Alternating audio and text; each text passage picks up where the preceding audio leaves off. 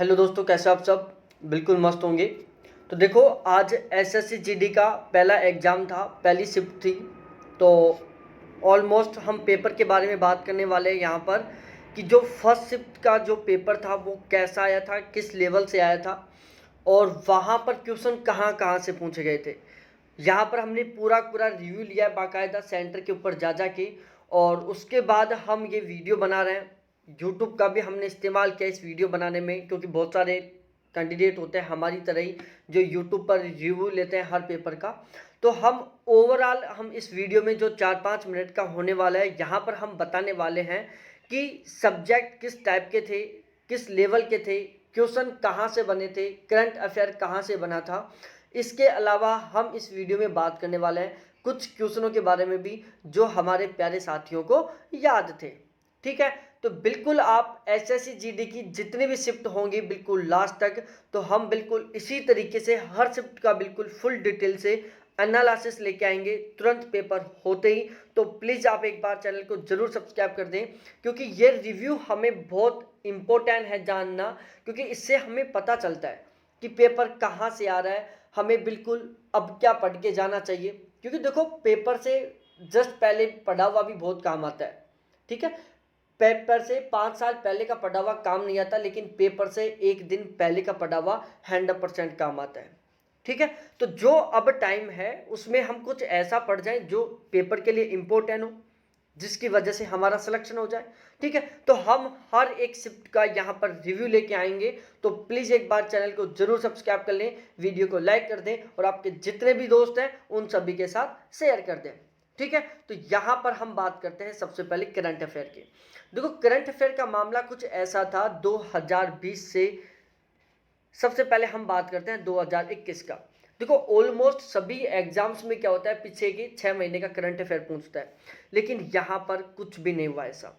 यहाँ पर 2021 के करंट अफेयर का एक भी क्वेश्चन नहीं आया। सारे के सारे क्वेश्चन आए थे 2020 और 2019 के करंट अफेयर के। कुछ लोगों का कहना था कि 8-10 करंट अफेयर के क्वेश्चन आए थे, जबकि कुछ मेरे प्यारे साथी बोल रहे थे 10-12 करंट अफेयर के क्वेश्चन। ठीक है, तो इस तरीके से हम एवरेज मान के चल सकते हैं कि 8 से 10 करंट अफेयर के क्वेश्चन आए थे। सारे के सारा जो करंट अफेयर था 2019 और 2020 से आया था। 2021 का एक भी करंट अफेयर का क्वेश्चन नहीं आया। ठीक है, तो यदि आपने केवल पीछे 6 महीने का करंट अफेयर तैयार किया है या आपने ओनली 2021 का करंट अफेयर तैयार किया, तो अब जो आपके पास 1-2 दिन, 5 दिन, 7 दिन, जो भी आपके टाइम बचा हुआ है, उसमें आप एक बार 2020 का करंट अफेयर प्लीज़ ज़रूर रिवाइज करें, एक बार ज़रूर पढ़ के जाएं। ठीक है, अब हम बात करते हैं रीजनिंग के बारे में। देखो, रीजनिंग में क्या हुआ था आपकी बार सिस्टम, क्वेश्चन तो मॉडरेट लेवल का था, लेकिन क्वेश्चन थे ना कुछ इस टाइप के थे कि उनका जो सॉल्यूशन था वो बहुत लेंथी था। ठीक है, क्वेश्चन का सॉल्यूशन बहुत लंबा था, तो क्वेश्चन को सोल्व करने में थोड़ा ज़्यादा टाइम लग रहा था।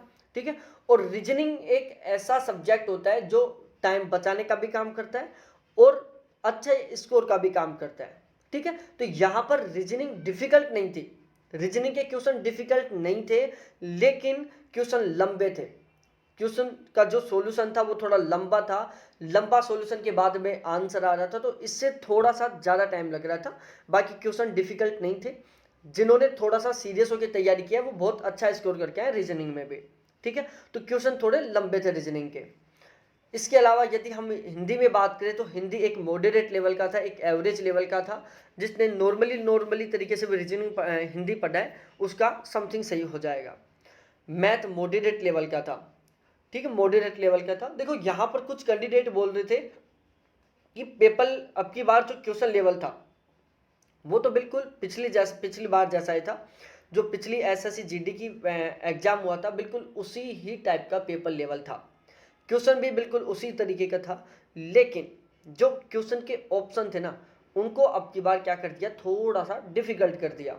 तो जब क्वेश्चन का ऑप्शन डिफिकल्ट हो जाता है तो क्वेश्चन जायज़ सी बात है अपने आप ही डिफिकल्ट हो जाएगा। ठीक है, हर क्वेश्चन में कंफ्यूज करने वाले ऑप्शन डाल दिए। तो जब हम जब ऑप्शन बिल्कुल सिंपल आते हैं तो हम जो क्वेश्चन एक बार पढ़ के गए हुआ ना, उसमें भी हम आंसर या अपना थोड़ा सा दिमाग लगाकर आंसर सही कर देते हैं। लेकिन जब ऑप्शन डिफिकल्ट होते हैं ना, तो तो उस सिचुएशन में हम आंसर सही तभी ही कर पाते हैं जब हमें हर हाल में 100% क्वेश्चन याद होता है। ठीक है, तो यहाँ पर कुछ कैंडिडेटों का कहना था कि जो ऑप्शन थे वो क्या थे, थोड़े से डिफिकल्ट थे। ठीक है, हिंदी बिल्कुल मॉडरेट लेवल का था। अब हम बात करते हैं कुछ क्वेश्चनों के बारे में, जैसे पानीपत की तीसरी लड़ाई कब हुई थी, इसका क्वेश्चन आया था। हेलो टीम किसने लॉन्च की, इसका क्वेश्चन आया था। गंगा का पर्यायवाची शब्द आया था, कमल का पर्यायवाची शब्द आया था, टोडरमल से क्वेश्चन आया था, एक सहायक नदी से संबंधित भी क्वेश्चन आया था, बायजूस और क्रिकेट के संबंध में क्वेश्चन आया था, समाचार पत्र के रिलेटेड क्वेश्चन आया था, इंडिया के किट पर कौन सा लोगो था जो 2020 में तैयार किया गया था, 2020-21 में भारत कौन से देश से सर्वाधिक व्यापार करता है, स्वच्छ भारत मिशन का चरण द्वितीय कब से कब तक चला। इसके अलावा मैथ में कंपाउंड इंटरेस्ट, परसेंट और प्रॉफिट लॉस से ज़्यादा क्वेश्चन थे, जिसमें बात की जाए कंपाउंड इंटरेस्ट से 2 से 3 क्वेश्चन थे। ठीक है, इसके अलावा शंकु बेलन से भी क्वेश्चन था। तो ये कुछ एडवांस मैथ के क्वेश्चन थे। आंख लगना मुहावरे का अर्थ पूछा था उसने।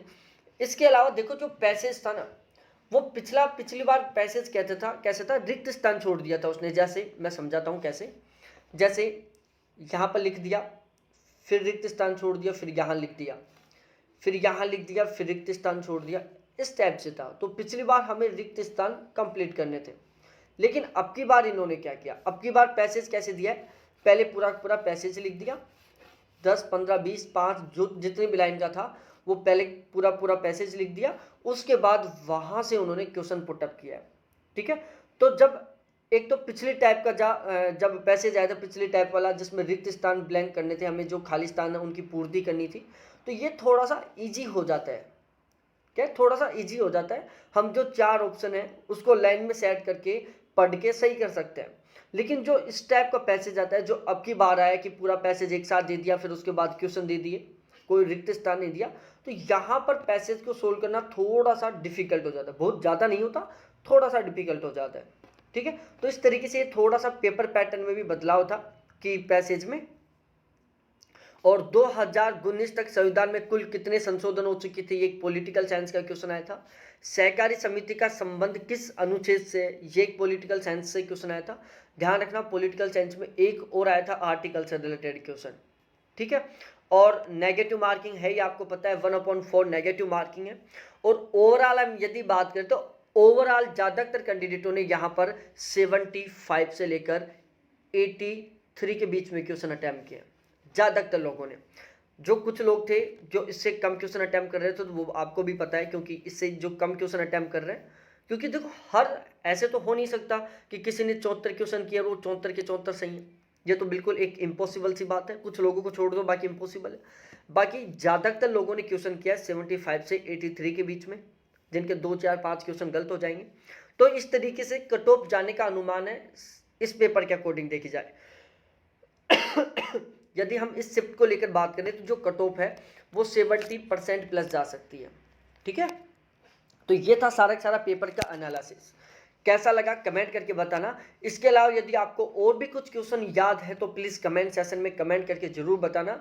और आप इसी तरीके से इस एसएससी जीडी के एग्ज़ाम की हर एक शिफ्ट से अपडेट रहना चाहते हो तो प्लीज़ अभी चैनल को सब्सक्राइब करके बेल आइकन को दबा दो, वीडियो को लाइक कर दो, और आपके जितने भी जिगरी दोस्त हैं जो एसएससी जीडी की तैयारी कर रहे हैं, जिन्होंने पेपर दे के आ गए हैं या जो पेपर देने के लिए जाएंगे, ठीक है, उन सभी के साथ शेयर करें। बहुत बहुत धन्यवाद आप सभी को देखने के लिए। थैंक्स, बाय मेरे प्यारे साथियों।